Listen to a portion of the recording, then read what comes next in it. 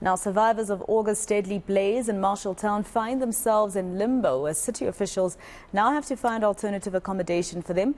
The city had planned to relocate the survivors to a plot located on Swartkoppies, but residents in surrounding areas are opposing that idea, and they held a protest against a court order to house the victims there yesterday.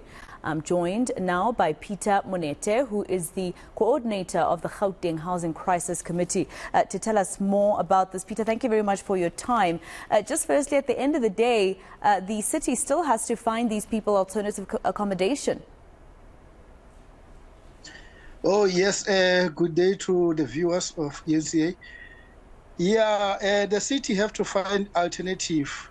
However, as Gauteng Housing Crisis Committee, we are also against the relocation of the victims to Swartkoppies. Because, I mean, first of all, the officials must not make the same mistake again and again, where they are taking decision without consulting the victims and their respected leaders in different communities, especially in the inner city. I mean, remember, if you take people from the inner city, you take them to Gauteng South, Swartkoppies, there is of the school, you know, they have children who are going to school in the inner city. There is the issues of the who are taking medication in different clinics, you know. I mean, you know, there is certain medications that are prescribed to, you must only take them to your nearby clinic. So they don't consider those things. However, we are also, I mean, cautious that what they are doing, I mean, the mayor is trying to do good, but he's also making a lot of mistakes by not consulting the communities or the affected communities. So they're just taking decision and impose them to the people. And I mean, this particular area that was cited, first of all, even though they've backtracked on that decision, didn't even have abolition facilities. Exactly. You see, I mean, that is our problem. That is why we are calling for a sort of committee that will involve all the stakeholders in this regard, in this problem of Marshalltown fire. Why? Because it will assist a lot where people come with the different ideas, and these ideas are just imposed to us.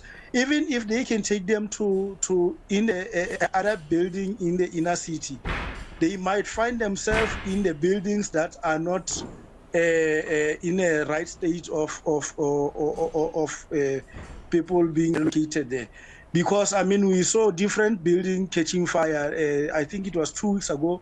It was in next to Hillbrook police station. So these buildings, all of them, they need to be assessed thoroughly. But at the end of the day, I mean, as a housing crisis committee, we said this several times that there is a serious crisis of housing in Gauteng.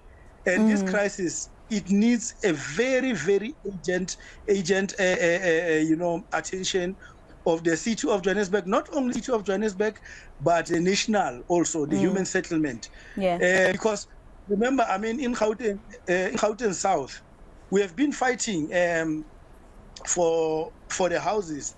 At the end of the day, we were told that they don't have budget. The city of Johannesburg only have the budget of building 10,000 houses a year or per financial year. So, which is still they don't even build those 10,000 houses. So now you bring people who are victims of a disaster from town. I mean, just a theater. And now they are also using the ticket of saying no. A lot of people, 98% of the victims are foreign nationals, which is